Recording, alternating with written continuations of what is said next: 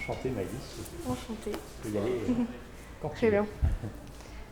Alors, il existe différents types de présentations. Par exemple, pour me présenter de façon très scolaire, je pourrais dire Enchantée, Maëlys Navant, 24 ans. À la suite d'un bac scientifique, j'ai intégré Strat en première année, dans laquelle j'ai fait un master en design d'interaction, option immersion. Je pourrais aussi rajouter le fait que je suis passionnée de jeux vidéo, de dessin et tout ce qui touche à l'expérience utilisateur. Une seconde façon de se présenter, c'est celle qu'on peut retrouver sur les sites et applications de rencontres. On peut mettre ou non, si on le souhaite, une photo de profil, une section à propos, une section centre d'intérêt. Ces applications de rencontres posent plusieurs problèmes, dont le premier qui m'a marqué, c'est le fait qu'il promulgue l'idée de l'amour assurance tout risque. C'est une notion que j'ai vue d'abord chez Alain Badiou et qui a été plutôt boostée par tous les écrits d'Eva Illouz. Un second constat que j'ai fait sur les applications de rencontre, c'est qu'elles promettent quelque chose. Elles promettent le fait qu'on va rencontrer quelqu'un, qu'on va rencontrer la personne idéale. Et enfin, le troisième problème que j'ai pu constater, c'est le fait qu'elle propose une idée comme quoi il faut être autonome, une idée comme quoi il faut être libre en toutes circonstances, comme par exemple même dans les relations. Et ce qui provoque une certaine peur de l'engagement, une peur de rester tout le temps avec la même personne et de ne pas se sentir libre de choisir telle ou telle personne. Et tout cela m'a mené à une certaine notion de marché de l'amour, du coup dans lequel chaque personne serait un peu un produit et on le sélectionnerait sur son profil, comme on peut sélectionner un produit au supermarché. En me basant là-dessus, j'ai constaté que le principal problème du coup, ce serait qu'il manque du hasard. Il manque le hasard de rencontrer quelqu'un, de créer du lien, et en même temps de tous les logiciels, enfin la plupart des logiciels et sites de rencontres, ils font en sorte qu'on rencontre telle ou telle personne plutôt que l'autre. Ce qui m'a menée à la problématique suivante, comment en tant que designeuse puis-je accueillir le hasard dans les rencontres amoureuses ? Donc pour vous présenter le sommaire, je vais d'abord présenter le contexte, les liens et les jeux, les différents besoins qui existent, ma proposition de projet, le salon allégorique, mon support et je vais vous présenter une histoire pour illustrer le tout. Donc avec un peu de contexte, j'ai regardé comment on pouvait rencontrer actuellement sans se baser uniquement sur les sites de rencontres. Quels sont les lieux plus propices à la rencontre, quels sont les lieux où les gens communiquent entre eux et interagissent. Donc il y a beaucoup d'espaces différents, mais ce qui manquait, c'était tout l'aspect qui m'intéressait, les jeux. Les jeux vidéo en ligne, c'est un lieu où on communique beaucoup, où on rencontre beaucoup, et en même temps, dans l'étude précédente, il ne marque même pas le fait qu'on puisse se rencontrer dessus. Donc effectivement, les jeux, c'est quand même quelque chose qui fait partie de la vie de beaucoup de Français.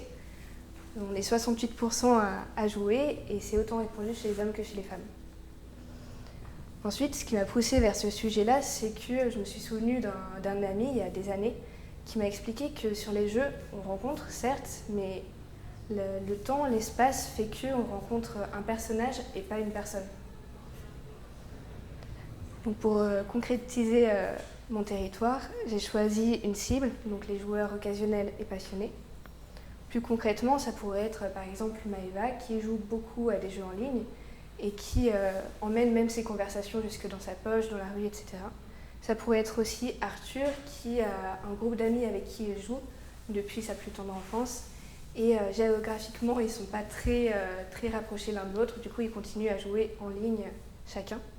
Et enfin donc Émilie et Rémi qui pourraient être un couple qui joue beaucoup ensemble et qui en même temps ne sont pas très proches géographiquement. Et donc le principal objectif de mon projet, ce serait de rencontrer une personne plus qu'un personnage et incorporer le fait de hasard de ne pas forcément rencontrer quelqu'un.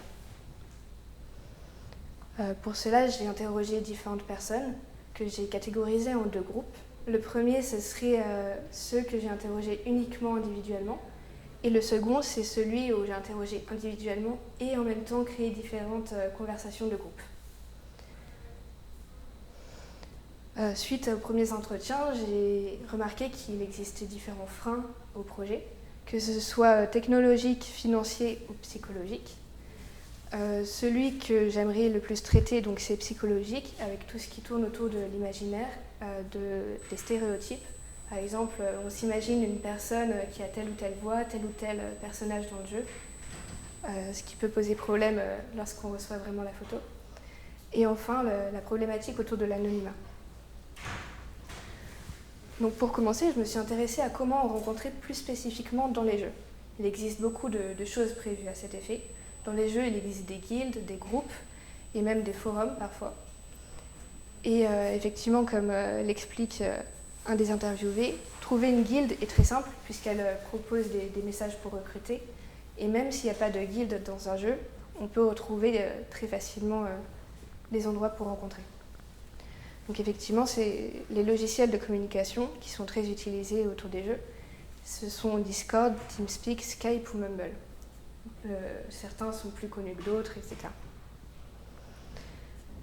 Ensuite, pour continuer sur la rencontre des jeux, je me suis intéressée à comment, au-delà d'un partenaire de jeu, on rencontrait un partenaire de vie. Et on m'a très vite expliqué qu'au pire, il y avait les applications de rencontre. Mais c'était un peu quelque chose qu'on mettait à part, qui était séparé du jeu.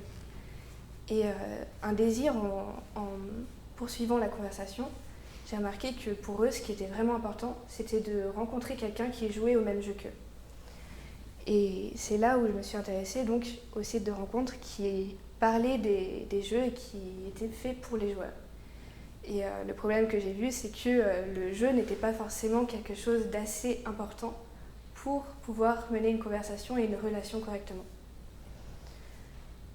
J'en suis arrivée donc ici que tout ce qui était fait pour les joueurs n'était que en fait très fonctionnel et qui n'était pas forcément fait pour créer du lien entre les personnes et créer une vraie relation.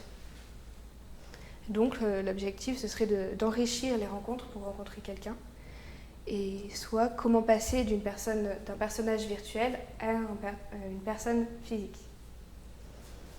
Donc à partir de là, j'ai défini les besoins que je vais pouvoir régler.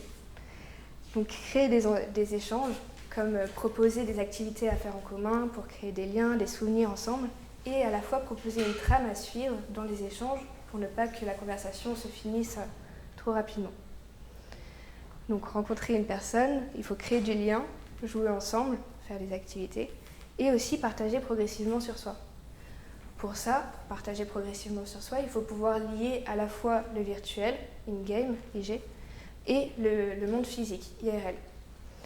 Donc pour lier les deux, il faut à la fois intégrer des activités du monde physique et à la fois intégrer le vocabulaire. Si on intègre que l'un ou l'autre, il peut manquer certains points. Et ce qui m'a menée ici, c'est le fait que certains exprimaient que partager une photo de soi, ça pouvait faire peur parce qu'on se dit « ça peut modifier telle ou telle relation s'ils voient à quoi je ressemble ». J'en arrive donc à ma proposition de projet, le salon allégorique.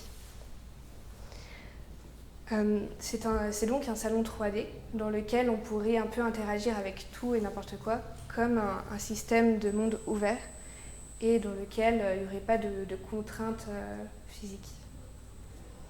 Ça serait un salon aussi personnalisable, puisque pour créer des échanges, il faut pouvoir partager sur soi, il faut pouvoir partager sur ce qui nous entoure.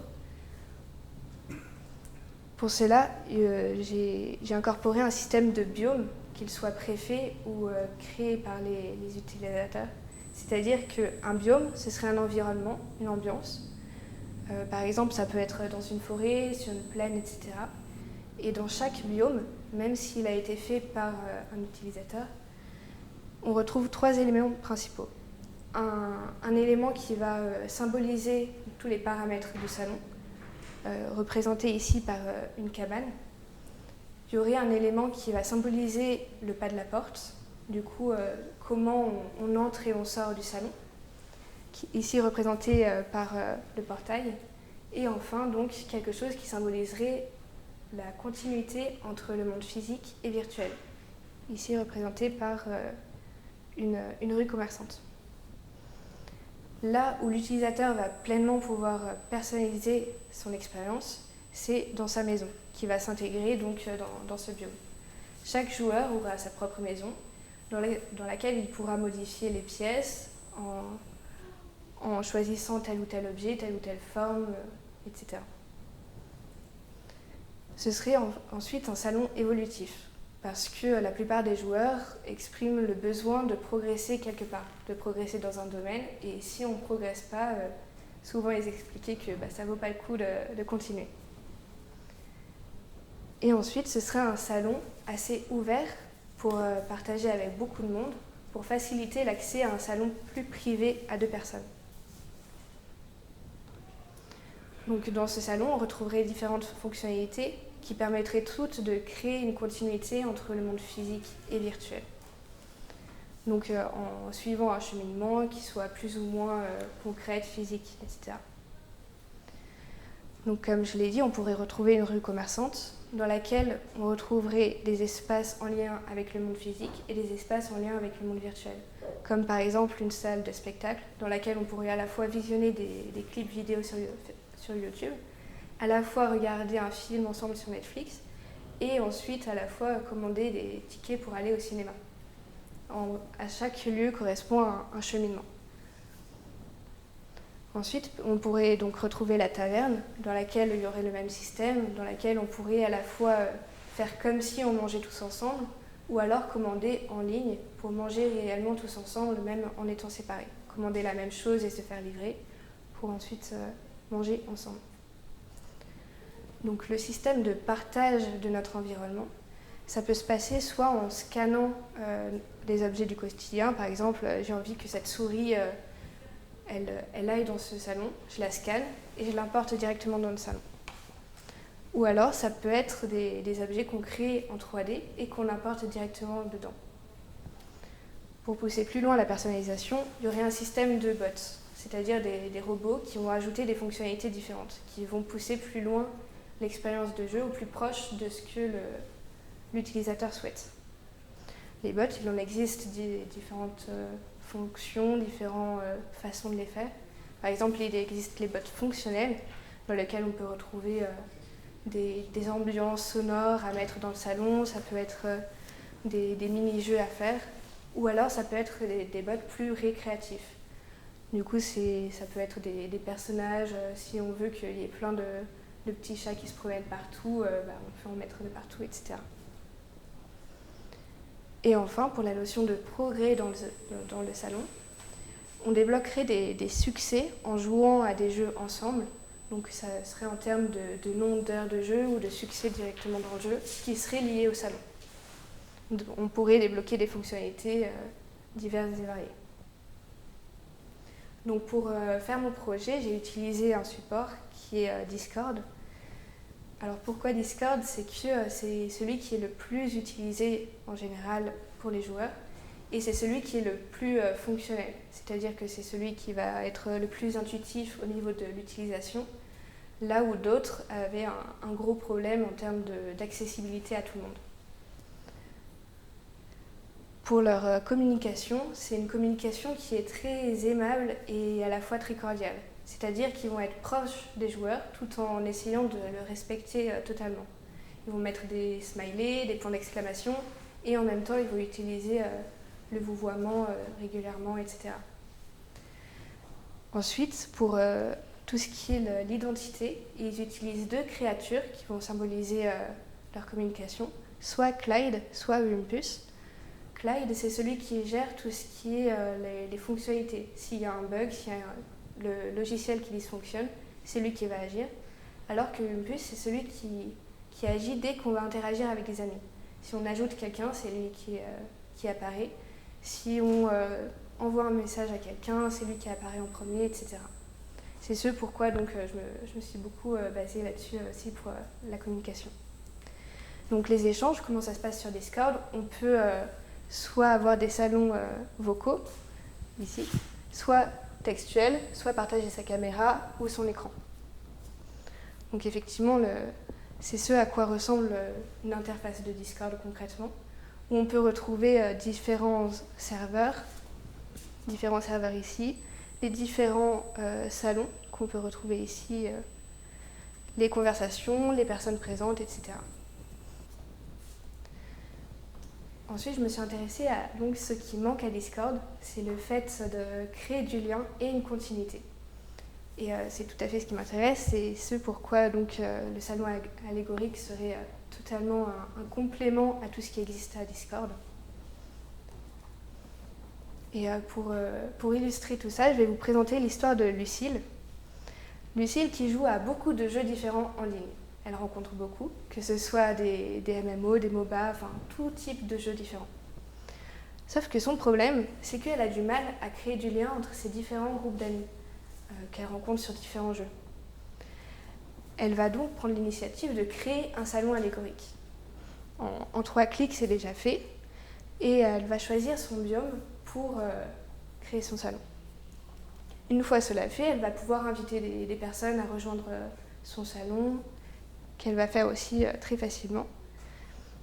Et pour y entrer, elle va sélectionner le personnage qu'elle veut, qui peut être des personnages donc, importés directement de jeux ou créés. Et ensuite, elle va pouvoir modifier directement sa maison ou entrer. Ce qu'elle va faire ici, c'est qu'elle va choisir sa maison, elle va choisir quelque chose qui est déjà préfet, et elle va rentrer dans le salon.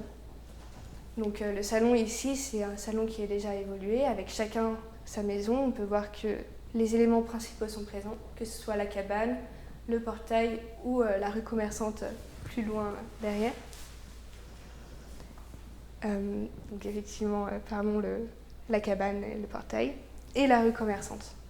Donc dans cette rue commerçante, par exemple, elle va pouvoir se balader avec ses amis, ses proches, etc., aller voir un film, et commander différents endroits comme la taverne. La taverne où elle se retrouve régulièrement avec ses amis. Et donc ils échangent beaucoup dans ce lieu, c'est un peu le point de passage de tout le monde. Et régulièrement, du coup, ils mangent ensemble et ils créent peu à peu des liens, ils voient quel plat est préféré des autres, etc. Et le fait de manger régulièrement avec quelqu'un fait qu'elle s'entend tout particulièrement avec l'un d'eux. Et au final, du coup, ils vont faire du shopping ensemble. Donc cette séance se passe dans un endroit qu'on peut appeler un autre magasin pour personnaliser sa maison. Donc c'est ici où on va pouvoir choisir un peu les différents aspects de notre maison, que ce soit extérieur ou intérieur, comme les chiens assis ou les différentes lanternes, etc. Donc effectivement, la personne avec qui elle a fait du shopping, ils s'entendent quand même sacrément bien et ils communiquent beaucoup et ils continuent de jouer ensemble. Du coup, au final, ils décident de créer leur salon ensemble, uniquement tous les deux. Donc pareil, ils créent leur biome. Et dans ce salon, même si c'est à deux, on peut retrouver tous les éléments qu'on retrouve dans un plus grand salon. Comme par exemple une cuisine qui représenterait aussi la taverne dans notre salon. Et ensuite, c'est du coup le salon dans lequel ils pourraient visualiser différents films, différents clips, et même, pourquoi pas, jouer à un jeu de cartes, un Uno, etc., en ajoutant des fonctionnalités. Au final, ils s'entendent tellement bien que ils se rencontrent de façon physique, et au final, c'était une approche un peu plus douce que ce qui était proposé avant. Donc effectivement, c'est là où le salon allégorique est important et très utile. C'est qu'il apporte une douceur là où il y avait une fracture entre le monde physique et virtuel. Avant, on avait peur de partager sa propre photo et maintenant, avec le salon, c'est plus on partage peu à peu nos objets du quotidien, puis ensuite, pourquoi pas, notre environnement et un repas, un film, etc. pour aller vers une discussion plus poussée, plus physique. Merci beaucoup.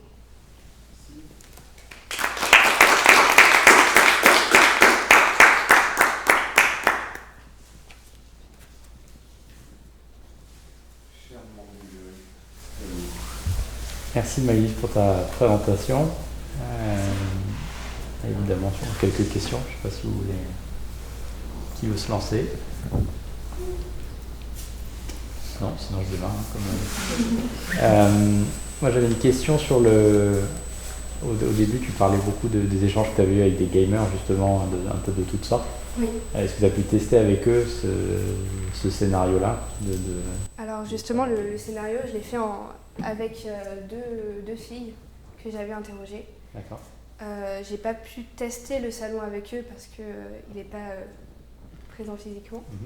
Mais puisqu'elles apportaient à chaque fois leur avis, elles disaient ah bah ça me plaît moins, ou alors je vois pas l'utilité tout simplement de telle ou telle fonctionnalité, comme par exemple le système de bots ou de robots pour implémenter dans le salon. Et pour elles c'était vraiment très important, alors que là pour moi je me disais bah tu peux mettre de la musique et puis voilà c'est tout. Et du coup ça a apporté plus de finesse là-dedans, et je pense que c'est assez proche du coup de ce qui pourrait être recherché. D'accord. Du coup, c'est un complément de plateformes déjà existantes sur une nouvelle dimension plus orientée au monde virtuel, où on peut créer des rencontres virtuelles. Exactement. D'accord. Et justement, en termes de profil type qui pourrait être amené à utiliser ce service, parce que justement la frontière entre pourquoi ne pas se voir directement et garder ce côté monde construit de toutes pièces pour communiquer ou échanger ou vivre des scénarios du quotidien finalement, parce que tu décrivais ça très bien avec les activités de Netflix ou de dîner, etc. Oui. Est-ce que tu as une notion un peu de où était la limite, où était le curseur pour dire à quel moment on peut basculer? J'ai vu que c'était un peu la fin de l'histoire, où ils finissent par se rencontrer, mais... Ah oui, alors effectivement, j'avais un peu réfléchi à tout un parcours qui pouvait être fait.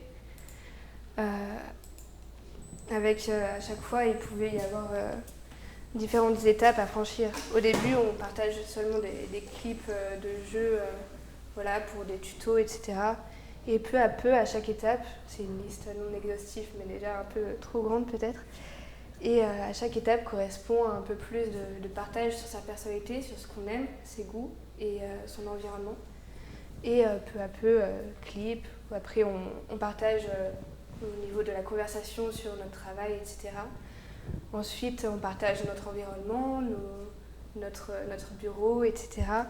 Pour ensuite aller, par exemple, à un événement tous ensemble, pour éviter que ce soit juste un café entre deux qui peut être parfois assez flippant et contraignant. Et ensuite, peu à peu, aller manger ensemble, juste à deux ou à plusieurs, pareil, pour les mêmes raisons. Pour ensuite aller jouer, pourquoi pas, se promener dans un parc, etc. ensemble. Donc c'est en fait le joueur qui choisit où placer le curseur. Même si ce curseur n'est pas expliqué concrètement, tous les outils seront là pour voir un peu où est-ce qu'on veut placer la limite.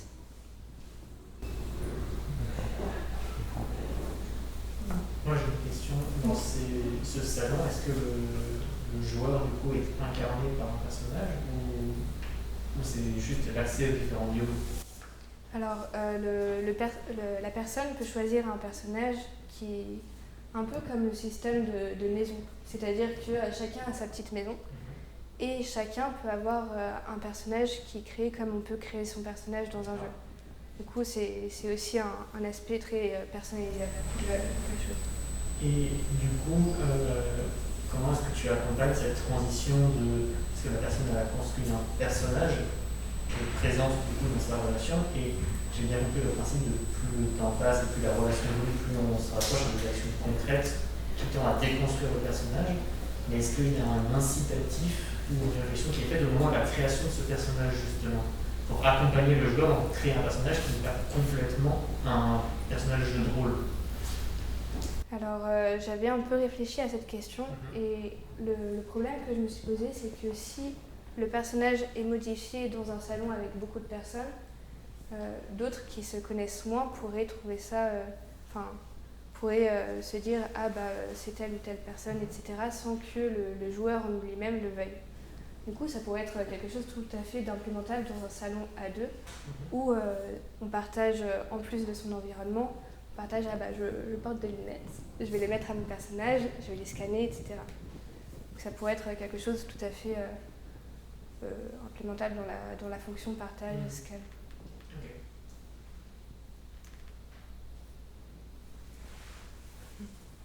moi, je voulais savoir comment tu voyais la notion de récompense ou de points gagnés pour chacun. Est-ce que ça se fait en fonction des affinités ou est-ce qu'il y a d'autres paramètres? Alors, je me suis dit que c'était plus en fonction des affinités, pourquoi pas. Mais pour calculer une affinité, c'est très compliqué. Oui. Du coup, je me suis dit que ce serait peut-être en temps de jeu. Plus on joue avec quelqu'un, plus ça veut dire que le courant passe. Et du coup, si on joue beaucoup avec telle ou telle personne, avec tel ou tel jeu, eh bien, ça veut dire que notre relation progresse. Parce que même si on joue ensemble au même jeu, régulièrement, on va quand même parler « Ah bah, il y a mon chat qui passe, ah bah, t'as un chat, etc. » Du coup, on va un peu dévier. Du coup, la relation va faire qu'elle progresse un peu dans le sens de continuité virtuelle, physique. Quel type de récompense tu envisagerais? Est-ce que c'est par rapport à la maison? C'est des possibilités pour les avatars d'évoluer? Alors, ce que j'avais envisagé, c'était que... je vais revenir sur une slide précédente. C'était que ce soit à la fois quelque chose de possible pour la maison, par exemple, vu que ça, ce serait peut-être celle de base, et qui serait un peu débloqué au fur et à mesure du temps de jeu. Et en même temps, je me disais, mais ça peut être un peu léger, surtout si on peut créer soi-même la 3D de ce qu'on veut importer. Du coup, j'ai réfléchi à ça et je me suis dit, si c'est un monde ouvert, il y a forcément un espace de stockage quelque part. Et du coup, ça pourrait être un espace de stockage un peu plus grand pour permettre aux personnes de s'étendre encore plus. Par exemple, même si c'est un salon à deux et que c'est un espace parfois assez réduit, ça peut être par exemple l'ajout d'un jardin, l'ajout d'une forêt, etc. Et Donc ça serait... Tu comparais ça par exemple à un jeu récent, par exemple? Overwatch, si on joue beaucoup de parties avec quelqu'un et qu'on gagne ou qu'on perde, peu importe, on peut débloquer à chaque partie, par exemple, un mètre carré ou une fonctionnalité, un meuble, etc. Un peu comme les classements, au bout de 10 parties, on a son classement. Et bien là, au bout de tant de parties, on aurait accès à une immense forêt pour l'implémenter. Overwatch, c'est un peu guerrier, moi, je trouve. Je me trompe pas. C'est parce que moi, je pensais plus... moi, je vois ma fille qui va avoir 15 ans. Ouais. Elle joue souvent aux Sims. Ah, on est dans quelque chose de moins guerrier et peut-être aussi on peut faire sa maison et autres. Donc, je voulais savoir quel lien tu pensais avoir par rapport à ces différents types de jeux. Alors, justement, les types de jeux, je les ai traités il y a quelques mois pour ma présentation. Et effectivement, puisque le salon veut faire découvrir une personne, tous les jeux ont leur type de communauté. Et tous les joueurs n'ont pas forcément le même caractère suivant les types de jeux qu'ils jouent. Par exemple, si on prend les Sims, c'est plus de l'organisation, l'envie de voir découvrir une vie, une famille, etc. Là où, par exemple, quelque chose comme Overwatch, League of Legends, c'est quelque chose de très compétitif et avec une communauté parfois un peu compliquée à gérer. Et voir une personne qui joue à tel ou tel jeu, ça peut apporter des différents compléments de caractère. Et je me suis dit que là où ça pourrait être intéressant de tester, c'est proposer, pour faire évoluer les relations, différents types de jeux pour découvrir la personne. Du coup, ce serait pas uniquement centré sur un type de jeu comme les Sims ou Overwatch, effectivement. Ça pourrait être centré sur plein de jeux différents, très variés. Comme, oui, j'ai pris un visuel de Genshin Impact. C'est un jeu qui est sorti récemment, etc. Monde ouvert, etc.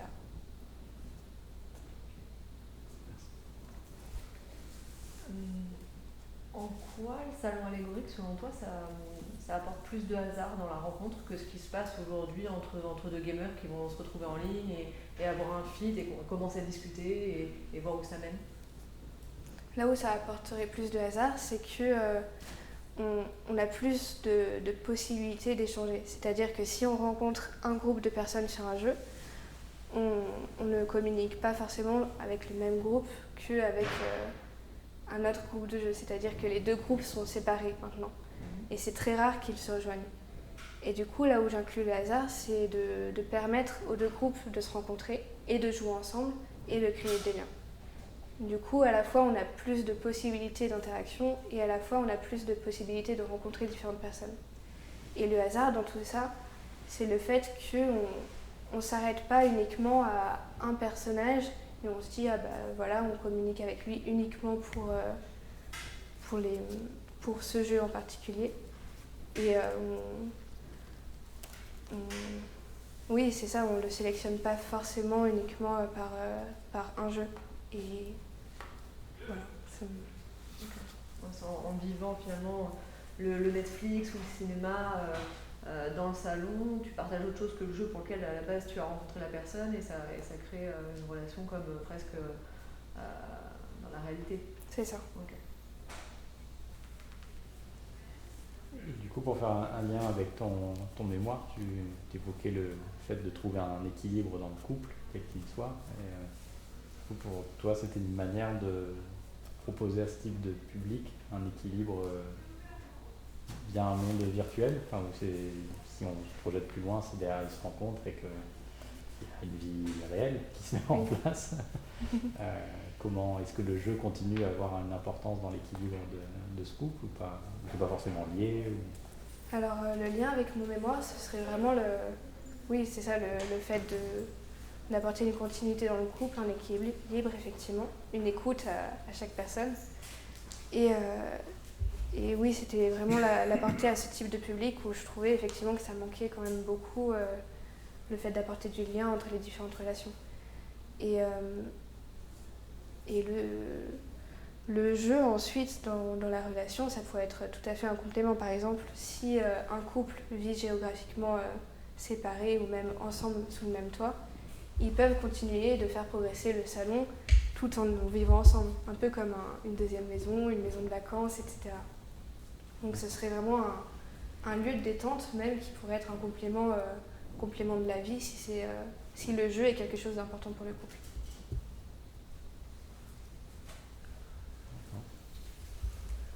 Et en termes d'évolution des composants 3D des univers créés, est-ce que c'est une bibliothèque qui est à disposition ou finalement chacun peut créer aussi des nouveaux objets et rajouter de nouvelles choses dans cet univers? Alors effectivement, Discord utilise déjà le système de bots implémentable. C'est une très grande bibliothèque ouverte. Et le principe des bots, c'est que c'est les usagers qui les codent, qui les créent. Mais aussi, Discord a une bibliothèque personnelle. Il se dit, tel ou tel bot est tellement utilisé, autant en faire quelque chose de fonctionnel et tout à fait ouvert à tout le monde. Et du coup, les objets, ça pourrait être un peu pareil. Il y a une bibliothèque proposée par Discord, et parce que c'est les plus utilisés, les plus utiles.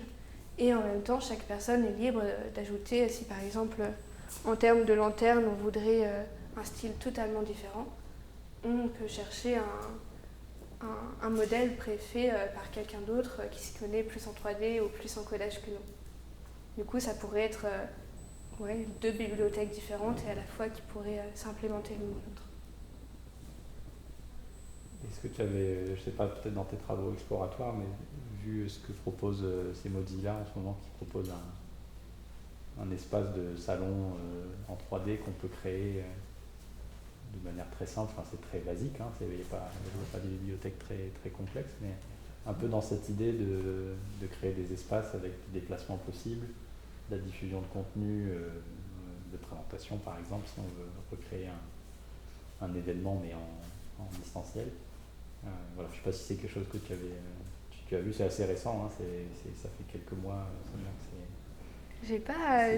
très basique, vraiment, je pense que c'est les balbutiements. En même temps, c'est un peu futuriste parce que scanner et directement apporter un objet, c'est ça, c'est pas du tout pour faire un comparatif exact avec ce que tu nous présentes, mais c'était plus, c'est quelque chose que j'ai expérimenté il y a quelques semaines et ça, je vois des points communs et ça donne plus envie, ça, évidemment. Un peu plus futuriste peut-être aussi. Se projeter dans quelque chose d'un peu plus abouti.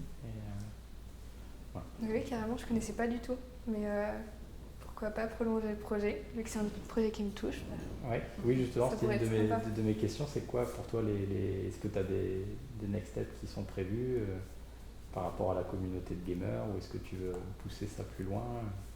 Alors, vu que j'aimerais beaucoup travailler dans les jeux vidéo, par exemple, mon prochain stage, ça va être un peu plus rapproché des jeux en créant un serious game pour la région Grand Est. Et du coup, ce serait de pouvoir créer déjà le salon 3D, qu'il existe réellement, pour ensuite pouvoir le tester, voir si effectivement vraiment est-ce que échanger avec tout le monde comme ça va pas créer des groupes qu'on retrouve déjà physiquement ici, même au sein d'une école, dans une classe, il y a des petits groupes parfois qui se forment. Et est-ce que ça va vraiment créer une cohésion de groupe en étant dans un même espace, ou est-ce que ça va pas renforcer l'idée des petits groupes qui se forment? Du coup, ce serait ça peut-être L'étape suivante. Ouais, c'est ça. D'accord. Merci. Je sais pas s'il y a les autres. Oui, j'ai une question qui fait un peu écho au Next Step. Dans le panel de gamers que tu as contacté, interviewé, est-ce que tu sais estimer aujourd'hui le nombre d'entre eux qui seraient intéressés par ce type d'offre, entre guillemets? Tous ceux que j'ai interrogés semblaient plutôt intéressés ou intrigués, en tout cas aimeraient essayer. Parce que souvent les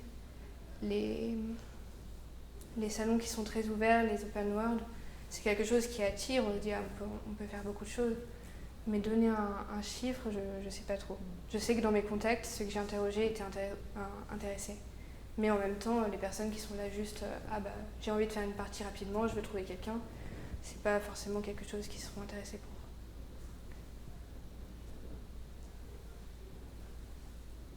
pour. Ok, merci. Merci C'est beaucoup. bon. Merci beaucoup, Alice. Merci Maïs.